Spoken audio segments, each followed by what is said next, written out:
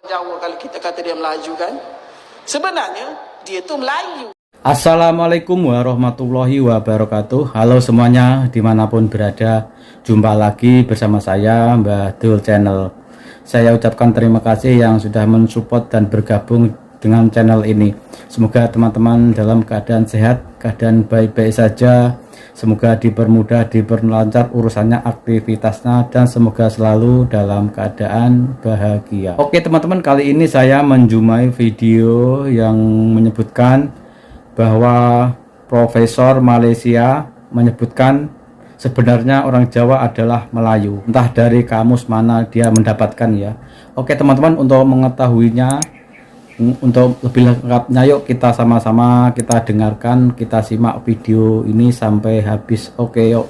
Tapi Jawa dia tak buat Melayu kan? Marah orang Jawa kalau kita kata dia Melayu kan, sebenarnya dia tu Melayu. Dia ada daripada campak, kita tahu cerita, tapi dia tak nak mengaku. Sebab kenapa?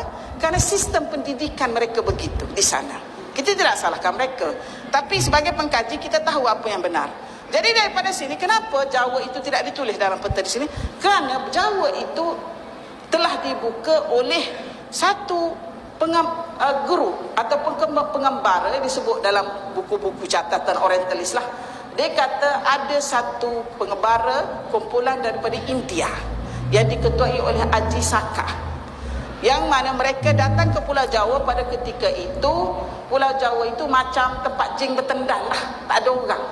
Jadi sebab tu kita dapati di Pulau Jawa itu ya, pada awalnya adalah beragama Hindu. Campa itu Melayu, Mon kat hujung Burma itu Melayu, Siam itu Melayu, sampailah ke bawah ni Jawa, Makassar dan Filipina. DNA dia almost serupa. Macam orang Melayu di Kelantan dengan orang Jawa, dia punya DNA dia setindan. Setindan maknanya sama ya. Jadi orang Jawa kata dia ni bukan Melayu, sebenarnya dia lagi Melayu. Apa yang ditulis dalam Al-Quran sebenarnya semua manusia dibuatkan dengan tanah liat yang hitam. Hari ini apabila dikaji oleh sains memang benar ya. Baru lagi ya, dalam masa 15 tahun ini sains mendapat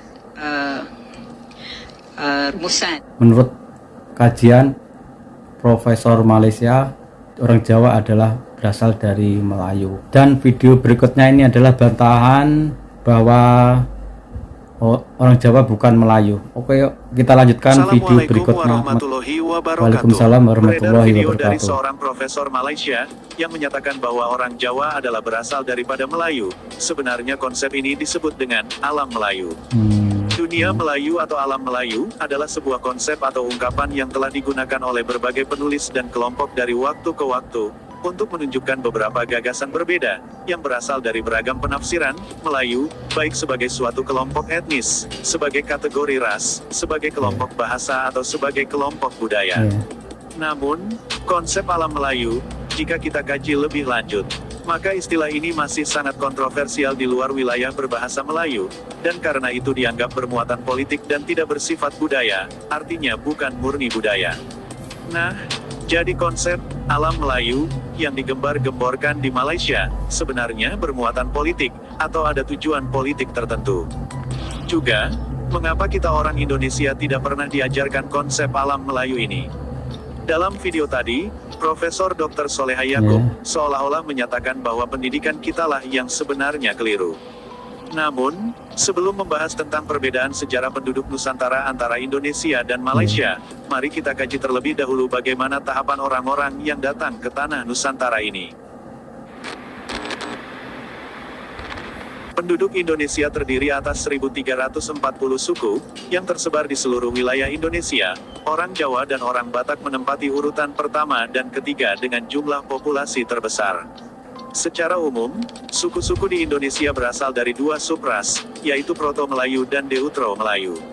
Teori ini disebut sebagai teori dua gelombang.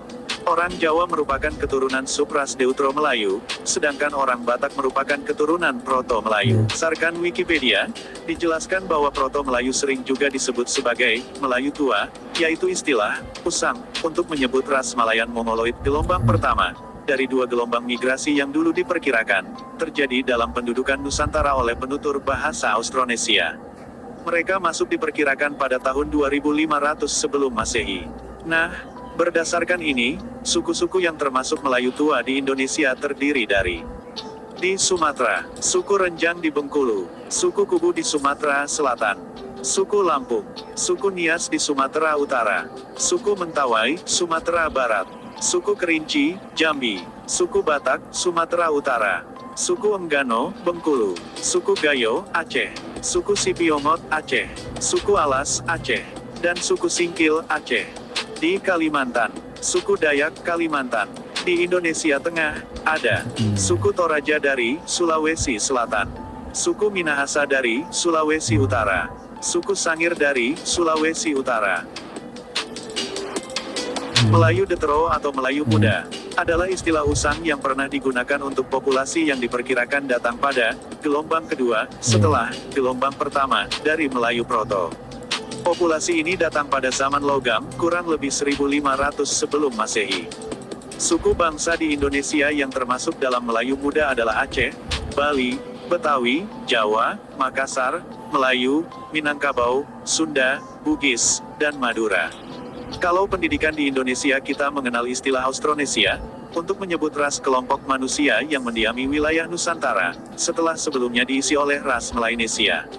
Nah, persebaran ras Austronesia dalam wilayah yang lebih sempit inilah yang disebut di Malaysia sebagai alam Melayu.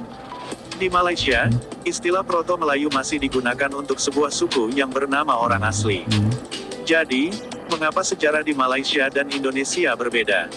Ini dikarenakan efek dari penjajahan, di mana istilah-istilah ini adalah konsep pengelompokan rasialisme cetusan bangsa Barat bagi masyarakat di British Malaya yang kini menjadi Malaysia.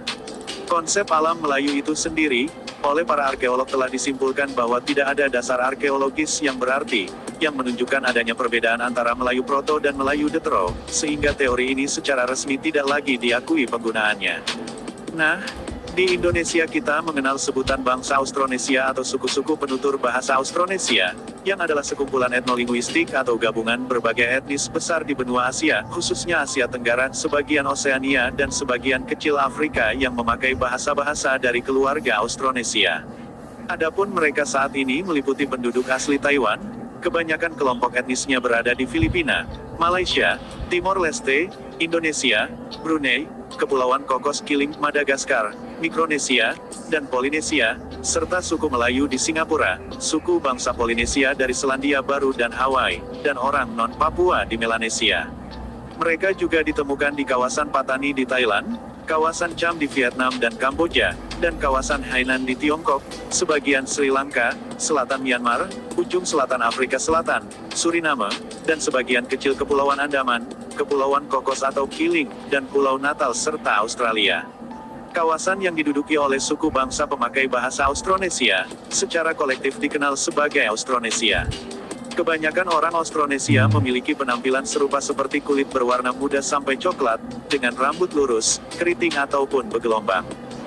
Sekarang kita kembali ke tanah Melayu. Penjelasan ini berawal dari munculnya istilah ras Melayu pada akhir abad ke-18, yang dipopulerkan oleh para orientalis untuk menggambarkan masyarakat Austronesia dalam arti yang lebih sempit. Jadi, masyarakat Austronesia yang terletak di Asia Tenggara inilah yang dimaksud dengan dunia Melayu tersebut, di mana ini telah digunakan sebagai sinonim untuk Sprachraum Melayu, mengacu pada negara-negara dan wilayah berbahasa Melayu di Asia Tenggara, di mana standar bahasa Melayu yang berbeda adalah yang utama, bahasa nasional atau variasinya merupakan bahasa minoritas yang penting, mencakup Brunei, Indonesia, Malaysia, Singapura dan Thailand Selatan, dan kadang-kadang digunakan secara bergantian dengan konsep Kepulauan Melayu dan Nusantara. Nah, di Wikipedia dijelaskan bahwa penutur bahasa Melayu, yakni masyarakat dan negara yang menggunakan bahasa Melayu atau Indonesia sebagai bahasa ibu mereka, atau mengakuinya sebagai bahasa resmi, berjumlah sekitar 330 juta orang, yang diproyeksikan pada tahun 2025. Nah, jadi inilah alasan mengapa Malaysia menyebut bahwa penutur bahasa Melayu berjumlah lebih 300 juta penutur, sebagaimana berita berikut. dibilang Bahasa Melayu. Melayu kini diangkat sebagai bahasa kelima terbesar di dunia dengan lebih 300 juta penutur. Malah seawal kurun ke-15, dinasti Ming di China telah menubuhkan Jabatan Bahasa Asing dengan bahasa Melayu sebagai komponen utama. Beberapa tenaga pengajar pengajian bahasa Melayu di Beijing Foreign Studies University BFSU yang ditemui juga mengakui bahasa Melayu bukan saja indah pada bahasanya, malah makin mempunyai nilai di mata dunia. Dan, seperti yang telah dijelaskan sebelumnya, bahwa konsep dunia Melayu itu bermuatan politik. Penulis modern dalam studi Melayu seperti Vivienne Wei dan lainnya memberikan definisi yang lebih sempit, sehingga mereduksi konsep tersebut menjadi bidang politik dan budaya. Vivienne Wei menjelaskan bahwa konsep tersebut merupakan konfigurasi ruang atau keterkaitan antara satu ruang dengan ruang lainnya secara menyeluruh atau kompleks, yang dihasilkan dari pola rangkaian kesatuan politik yang disatukan oleh sejarah Melayu, yaitu silsilah kerajaan tertentu. Wilayah non-Melayu lainnya adalah wilayah yang penguasanya tidak mengklaim dirinya sebagai bagian dari pohon silsilah tersebut. Misalnya, Aceh terletak di ujung utara daratan Sumatera, namun para penguasanya ternyata tidak mengklaim diri sebagai bagian dari silsilah Melayu. Dan memang secara umum Aceh tidak dianggap sebagai bagian dari alam Melayu. Sebaliknya, baik teks asli maupun asing menunjukkan bahwa Aceh, seperti halnya Jawa, adalah musuh sejarah alam Melayu. Oleh karena itu, menempatkan diri di alam Melayu berarti memperoleh keanggotaan dalam jaringan aliansi politik tertentu. Jadi guys, inilah bantahan terhadap argumen Profesor Malaysia tadi, yang menyatakan bahwa Jawa adalah Melayu. Dan sekaligus klarifikasi bahwa pendidikan kita telah mengajarkan sejarah yang benar, yang bertentangan dengan konsep alam Melayu. Tadi cerita dan ulasan dalam video ini tentang suku-suku yang ada di Indonesia yang termasuk suku Jawa, dan kenapa orang Jawa nggak mau dipanggil Melayu. Semoga video tadi menjadi informasi dan bermanfaat untuk teman semua. Terima kasih yang sudah menonton dan subscribe. Yang belum subscribe, silahkan subscribe biar bisa mengikuti video-video saya berikutnya. Oke, saya minta undur diri. Wassalamualaikum warahmatullahi wabarakatuh.